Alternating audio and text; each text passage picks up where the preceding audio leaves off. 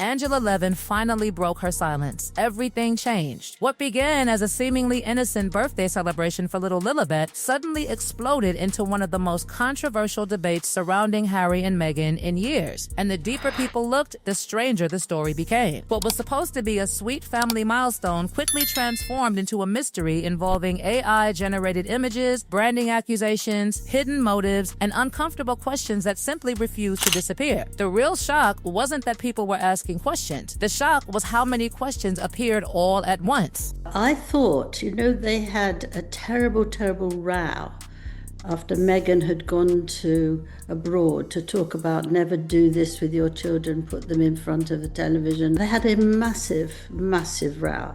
And I think this is Harry trying to make her feel better. And that's my view about it. And she would be very pleased, but she'll do this absolutely hideous thing of using an AI thing to have somebody look rather strange, because the face is very strange. It's not right. You can see it's not a natural spread. For years, Harry and Meghan have carefully controlled what the public sees. Every image, every appearance, every statement seemed polished to perfection. But sometimes when control becomes too perfect, people begin to wonder what they're not being shown. And that is exactly what happened when Meghan shared images celebrating Lilibet's birthday. At first glance, everything looked beautiful. Soft California sunshine, warm family moments, a picture-perfect life. But observers noticed something unusual almost immediately. The images felt strangely manufactured. The details didn't quite line up. The expressions looked unusual. Most importantly, many viewers couldn't stop focusing on Lilibet's face. Suddenly, social media erupted with theories. Was the image edited? Was AI involved? Why did certain features appear distorted? Why was there such an obvious effort to obscure clear views of the child? Questions multiplied faster than answers, and every attempt to dismiss those concerns only seemed to create even more curiosity. And I mean, the thing is, this could be a total coincidence. Of course it could be. But my point is that it is Meghan who is encouraging this speculation about the identity of her own daughter.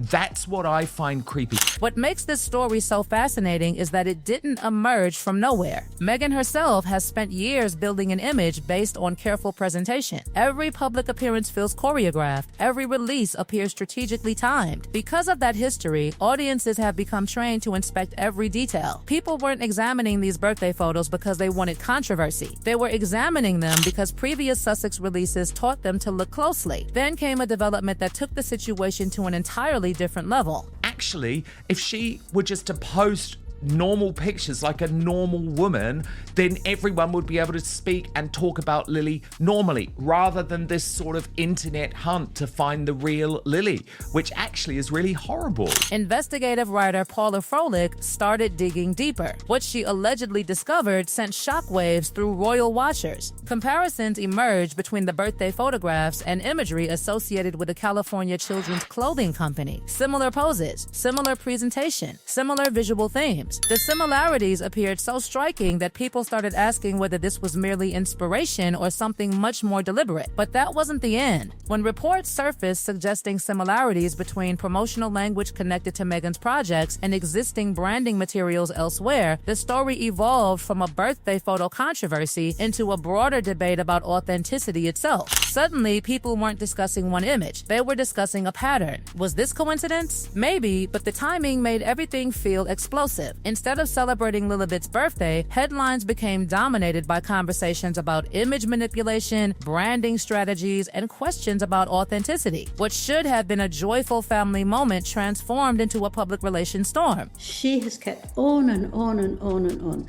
She has made him hate his family. She's made him that he's got bad mental health. And actually, you can do that. You can have a person in your life who tries to drown you and make everything awful. And she hasn't tried to make him better.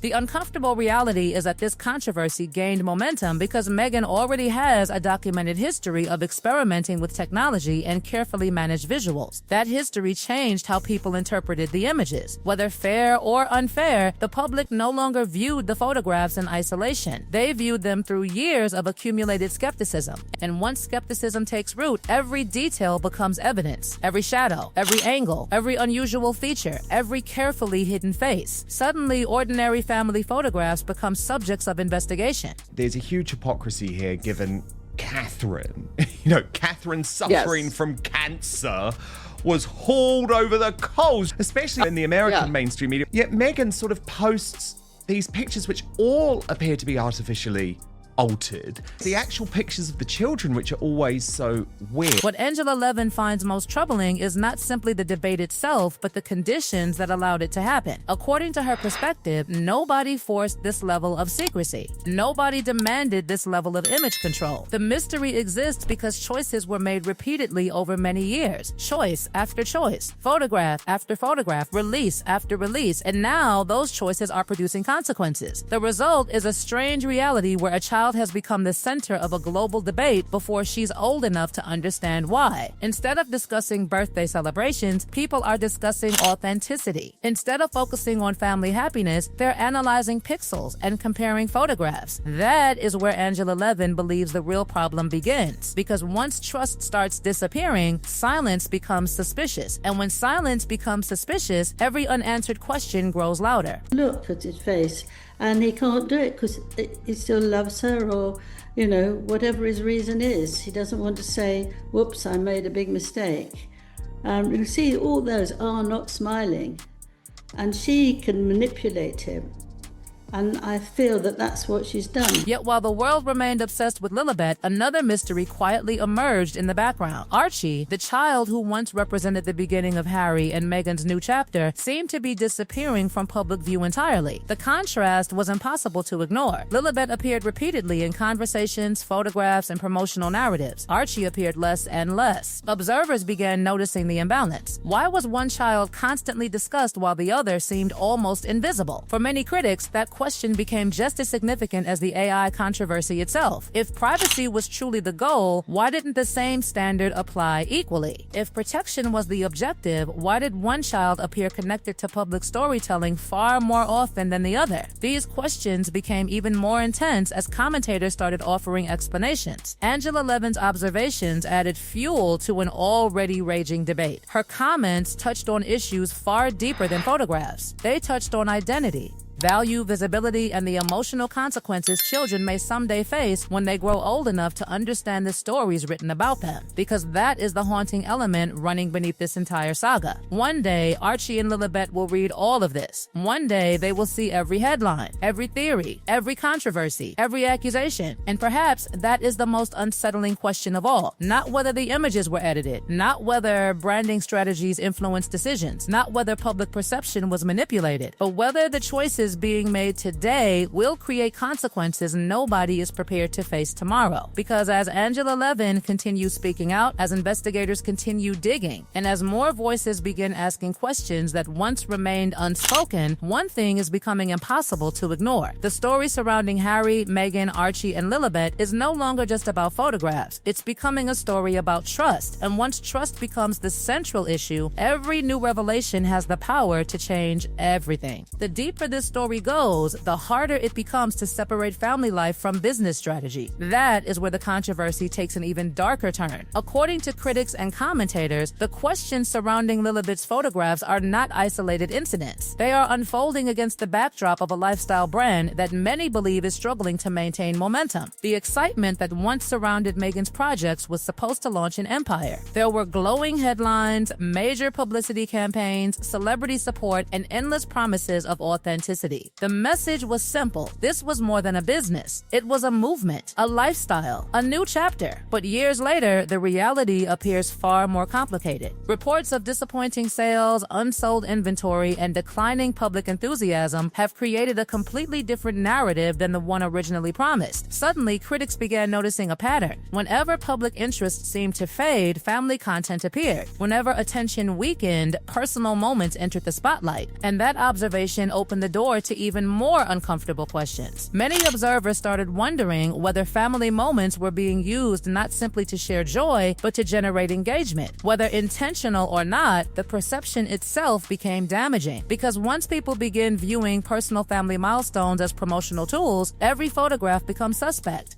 Every birthday post becomes strategic. Every carefully released image feels calculated rather than spontaneous. That perception may not be fair, but it has become impossible to ignore. As Angela Levin continued speaking publicly, her concerns extended beyond the images themselves. She focused on the broader consequences, the emotional consequences, the long-term consequences, the consequences that won't be fully understood until years from now. The media landscape surrounding Harry and Meghan only adds another layer to the mystery. For years, positive coverage appeared almost constant. Beautiful photos, inspiring stories, carefully framed narratives. Yet critics increasingly argue that much of that coverage functions more like image management than independent reporting. That belief has fueled growing skepticism toward every new Sussex headline. What once might have been accepted at face value is now examined under a microscope. The shield that once protected the Sussex narrative appears weaker than ever. And as that shield cracks, questions that were once whispered are now being asked openly. What makes this entire situation so explosive is the contrast that royal commentators repeatedly highlight. On one side stands William and Catherine, presenting an image of stability, privacy, and long-term planning for their children. On the other side stands the Sussex story, surrounded by debates about branding, media strategy, image control, and public perception. Whether those comparisons are fair or not, they continue shaping public opinion. Every decision is viewed through that lens. Every appearance becomes part of a larger narrative battle. Meanwhile, the emotional